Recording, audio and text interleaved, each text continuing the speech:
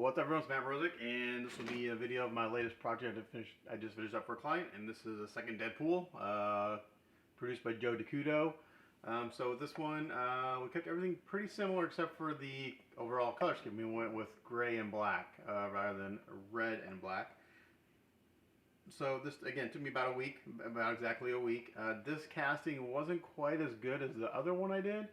Had a little more prep, quite a few more bubbles I had to deal with and everything, but in the end it all turned out really good, and it looks really nice.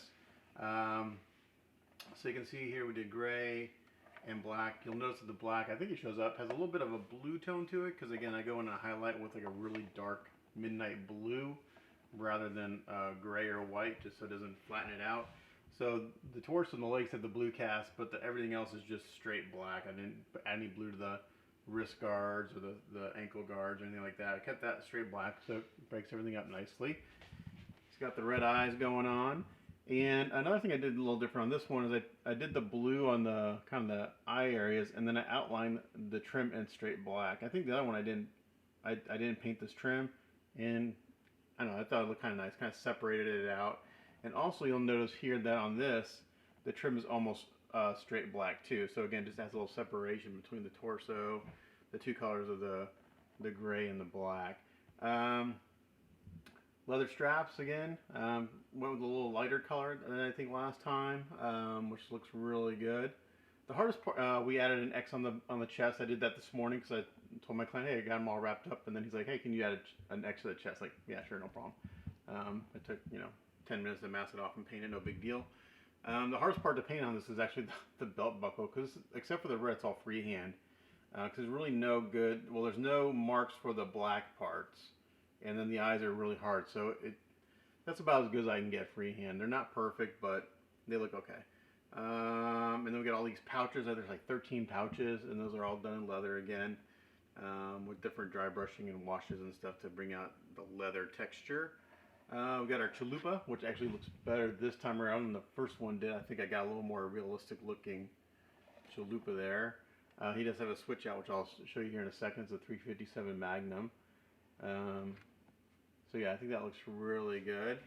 And then if we spin him around, let's see, maybe back him away from, because he's with that gun outstretched, he wants to hit everything on my workbench. So we come around here to the katanas. And the main thing I did differently here is, instead of just leaving the wraps in black, I dry brushed some dark brown, so they almost look like a darker brown leather now with the red inserts. So we did gold. I did gold on the guard, and I don't know all the terminologies of the portions of a sword. Did the sheaths in black. This part is actually two different metallic colors, very subtle, but in person you can look at it. The blades, I use my Kosujin Sun polishing powder, and they look nice and shiny and chromed up, so super shiny. Also, the blades on this kit were bent pretty severely. They're resin, they're not metal, so I straightened them out several times, and they do bounce back just a little bit. Sometimes when resin is bent really bad, it has a memory, so they're not perfectly straight. But after straightening them out about 4 or 5 times, and then like they would, after a day or two, they would kind of curve again. I'm like, okay, it just is what it is, being resin blades, so no big deal, but they look good. What else? We got the pouches here on the leg with the knife and the sheath. This leather is slightly brighter than the rest on the legs and the belt and everything. And the only other thing I did today was my client wanted to break up the colors on the shotgun a little bit. So there's actually 3 different metallics on here. They're really hard to tell because it's very subtle. But I went this morning, just added this kind of it's Garage Kit's Jet Black, but it's actually got a little bit of blue to it. It's a really pretty black. And I just hand brushed on some black details to kind of break it up a little bit for him, because he asked for that. Let's see, going down to the base. Again, this is basically the same as the first one I did. A little difference is that I beat up Iron Man's helmet a little more than I did the first one. So I like I added a little more kind of battle damage and stuff to it, so it's beat up a little more. And so this is for my client, to show him how to get him off the base. Since I'm not a robot, when I drilled the hole for this foot, in order to get him off the base, you actually have to rotate him a little bit, take his foot off Iron Man's helmet, and then pull up, and he'll come right off. Otherwise, if you try to take them straight off with his foot on iron mallet, it puts tension on this hole. So there is a light in here, and I added 9-volt battery with the switch on the bottom, so you have to unfortunately turn it over to turn it on. But there's a light in the head. It's there, but it's dim. My client sent me a double 9-volt carrier, but since I already had painted the base, I did not want to go after this base with a grinder. Now, when you put him on the base, you can go right on top of the head and push him down, and he'll stay. But when you take him off, you want to rotate this foot off of Iron Man's head and then pull him up, just so you don't, because you'll scratch the crap out of that. But the base looks really good. I've watched my YouTube video on the first one to paint this one, so it's damn near the same process. It looks really fantastic. I love it. Let's see what else. I think the only thing else to show is the 357 Magnum switch out, which is on the left hand. So you take the chalupa hand off, and it's just a pin, so you gotta wiggle it. And then here's the 357. Again, so this has been painted, and then I did some washes and weathering on it, and then just added a couple different metallic details to it to help break it up. But I like the chalupa personally. Nice wooden handle with some washes to bring out the details. And so that's it. So I'll get this wrapped up.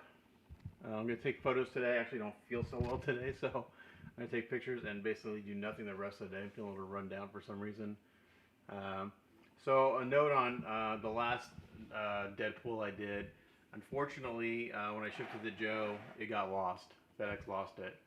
And so I'm in the middle of, I filed a claim and waiting to get reimbursed, but unfortunately we only claimed $100 of value on it, so he's only going to get the cost of shipping, which is $100, and the amount we declared, $100. So he's going to get $200 back for that thing, unfortunately.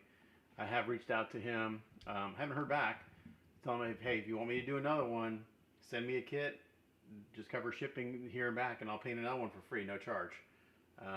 So I haven't heard back from him yet if he wants me to take me up on that offer, but I feel bad that he didn't get it. But that's, it's part of the reason why I always suggest claiming full value. I know even though the customs fees can suck, but luckily for Joe, all he really cost him monetary wise was the cost of his casting and shipping. So I'm not sure how much it cost him to cast one of these, what his materials cost is, but so it's up to him if he wants me to do another one. I told him I would, just because I feel bad he didn't get it. But the gray this looks really good. I'm really happy with it. The gray looks really nice. To do the gray, I started off with black, then I highlighted it with there's probably about 4 or 5 different shades of gray going on in here. It's really hard to see. Again, it's very subtle, a lot of thin layers. But it looks really, really good. I'm super happy with this. So this will get sent off to, I'll pack this up and send this off to my client. I have to go get some more packing supplies. I'm out of bubble wrap. So I just gotta keep getting all these damn sales calls. So anyway, I gotta pack this up, send it to my client. And the next project, which I will do videos on, is the spawning pool Venom. I haven't done a video on that yet, but that's the next kit, and it's a big project just because it's a Joe DeCudo kit. The castings are pretty good, but it's a true garage kit. There's some work that has to be done to get it ready for paint. There'll be more work in the prep than in the paint, I think, on that piece. But yeah, here we go. Deadpool 2.0 gray and black version. Really digging it. Again, I like the chalupa better. I think it fits his personality more. Someone tried to argue with me that it was a taco. This is not a taco. This is a chalupa. Look how thick the shell is. Don't try to argue with me. I know what I'm talking about. It's a chalupa. I eat a lot of chalupas. But yeah, that's awesome. So hopefully my client likes it. And on to the next one. As always, thanks for watching. This is Matt Rosick. We'll catch you guys next time. Bye.